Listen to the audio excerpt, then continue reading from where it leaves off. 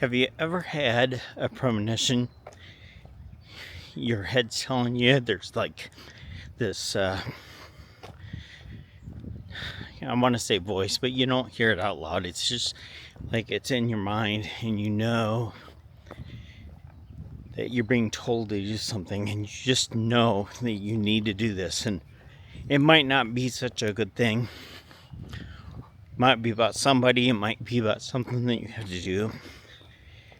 And you believe in it and you follow it. And whatever it is comes true. Whatever it is happens. So, throughout my life, I've had those moments. And one of those moments was in the early 90s. I had like $40 in my pocket. And I called my ex-wife and I said, hey, get ready, we're going to go to the casino. I know I'm going to win tonight. And I said, just get ready. And the casino's an hour away. And she says, but you only have like $40. And I go, I know, but I know we're going to win tonight. And I said, just don't say anything. Just get ready and I'll be there and we're going to go. And so we went. We went into the casino. We sat down at some progressive slot machines. They're black golds. And she got on one and I got on the other. I gave her $20 and I took $20. And the slot machine they were dollar slot machines. $2 to spend. So we each had 10 times to hit it. And I put my money in and nothing comes out. She puts her money in. And she keeps on hitting $200. And her tray's filling up, and they were still coins at that time. And I would grab out of her tray, and I kept on feeding my machine, and I wasn't winning anything. And she was getting mad because she's like, go to a different machine. And I'm like, no, I gotta stay on this machine. I know this machine is gonna hit. And she was getting madder. And all of a sudden, it hits. I get the black golds. It's $8,223. Now, this is in the early 90s. So, $8,000 is be great to hit $8,000 today if you're playing slots. But back then, that was a huge amount of money. We kept on playing that night. And we were walking around. This casino had 5-gallon buckets. We had 2 5-gallon buckets full of tokens. There were $16,000 by the time we got done that night. And we left $16,000 in cash. And, that money came in handy. But was that God talking to me? Or was that not a good thing? Was it not a good thing that I went out and played that night? Because that was only in the moment. And, I could have lost $40 and that wouldn't have been a big deal. But it was a big deal because it was only $40 I had in my pocket. I ended up walking away. We bought a car and we got on the road and took a trip. But still, was that a good thing? I thought it was for many, many years. I thought, well, maybe God's just knows I need that money and he just told me to go there. But today, I think differently. And I look back at my premonitions I've had. Are they really from God? Or is it something else? There was probably, I think maybe 4 or 5 years ago, there's this gal that I was really close to, and she was using my car. Her car had gotten damaged, and it was in the shop, and I got it set up, and so I let her use my car while her car was in the shop. And I was sitting in her office, And with her, I had lots of these premonitions of things that would happen. And they all came true, all except for one. And that still could come true, but, now I don't know. I don't think it'd be a good thing. I've really thought differently about it. But so I'm sitting here in our office and I'm looking out the window and I'm thinking about something. And she says, "Hey." I said, "What?" And she goes, "You aren't listening to me," she says. I said, "Yeah, I am." I really wasn't, but you know how that goes. And she said, "What was I talking about?" I said, "You're going to get your hair done," which was right. And then she said, "Where am I getting it done at?" I go, "I don't know." She goes, "When am I getting it done?" "I don't know." And she goes, okay. So she was a little bit irritated because I really wasn't listening. Fast forward 3 weeks to a month later, and I had parted ways with her.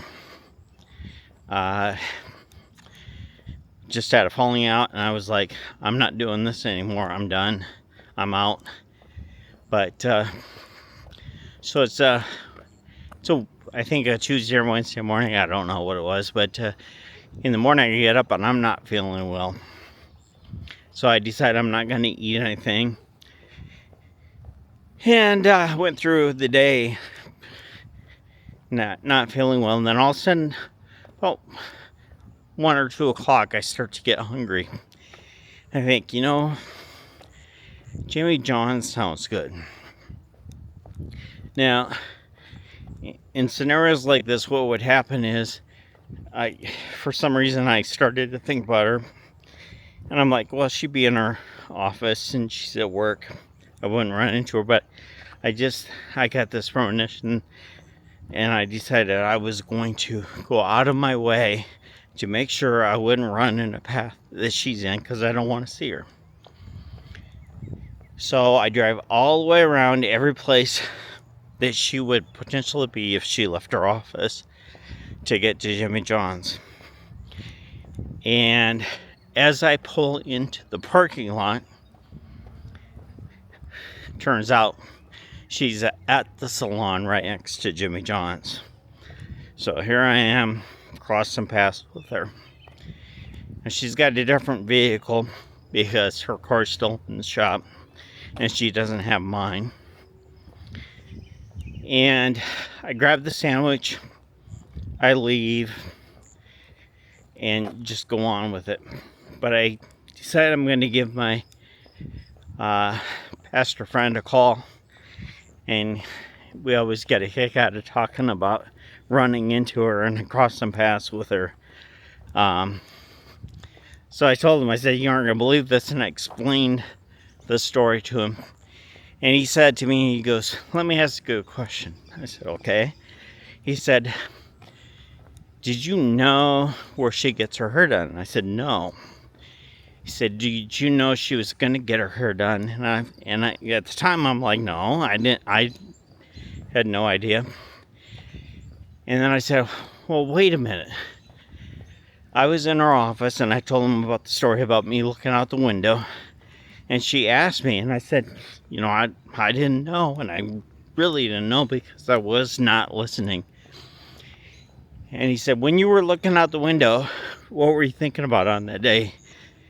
And I said, I might have been thinking about getting a Jimmy John's sandwich on that day when I was looking out the window. And I started laughing. And I realized that my subconscious, I heard her on what day, what time, and where she was going to be, but it didn't register. I wasn't consciously aware of it. And I couldn't tell her when and where, but it was just strange that happened to me on that day and how that would play out. And so the subconscious can really play tricks on you. So we laughed about it. I thought it was funny. And I thought, well, I have to be more aware of my subconscious and what it's doing in situations like that, if you can. And he told me, he goes, but I gotta tell you a story. He said, I was in the parking lot at the church, and my kids were out learning to ride bikes. And he goes, I'd really like to have this Jeep. And he told me what model it was. He goes, it'd be really cool, but he goes, I'm like praying to God, should I have this Jeep? And do I really need it? And he goes, if I do, give me a sign. And so he said, a few minutes after he did that, this lady pulls into the parking lot of the church to turn around. And she turns around and she waves at him. And she pulls back out and she goes away. It turns out it was this Jeep that he prayed about. And she left. And I started laughing. And he goes, what are you laughing about? I go, well, it just so happens that the woman that I'm talking about, she's driving a Jeep, that model of Jeep. And that's what was in the parking lot at the hair salon. So we laughed about it. He never got the Jeep. He kept on driving. He's still driving the same car that he was driving then. And so I guess he felt it wasn't right. And, I'm good with that. But here it is. The subconscious. How would the subconscious know that it's the Jeep? And put that into the story. Now, this is coincidence, right? Or is it? But there's something more to think about on this story. And that is that God that was talking to me? Is that God that put that situation in play? Was it my subconscious? Did I hear where she was going to get her hair done? And did it matter that much to me to go to Subway on that day? Man, that's really freaky, right? Or is that a demon? Is that evil at work that was talking to me and luring me into going in that direction? And then, Satan's at work everywhere. He can't hear your thoughts, but he can influence you. And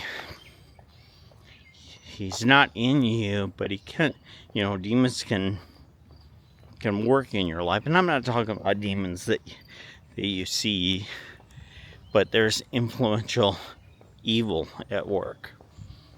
And was that evil at work antagonizing me to go there where it would cause me some heartache?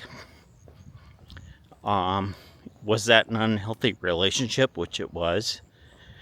But yet at the same time, this woman that I'm talking about, she has a lot of good characteristics to her.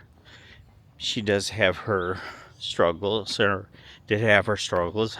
I've been around her for many years, so I'm not going to say on that. But, is that at play? And what was it? I don't know. I'd have to say that calls into question with everything. I don't think that was a God doing that.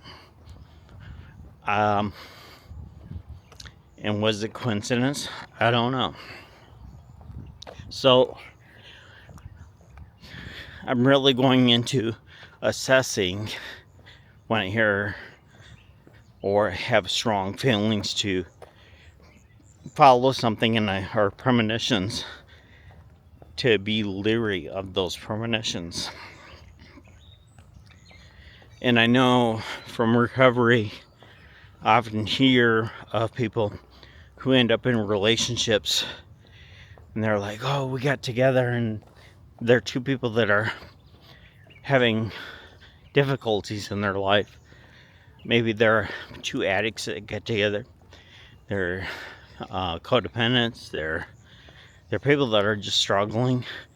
They've been in and out of bad relationships, or maybe there's somebody that has an affair and they think that God pulled them together and told them to leave their marriage and to get together.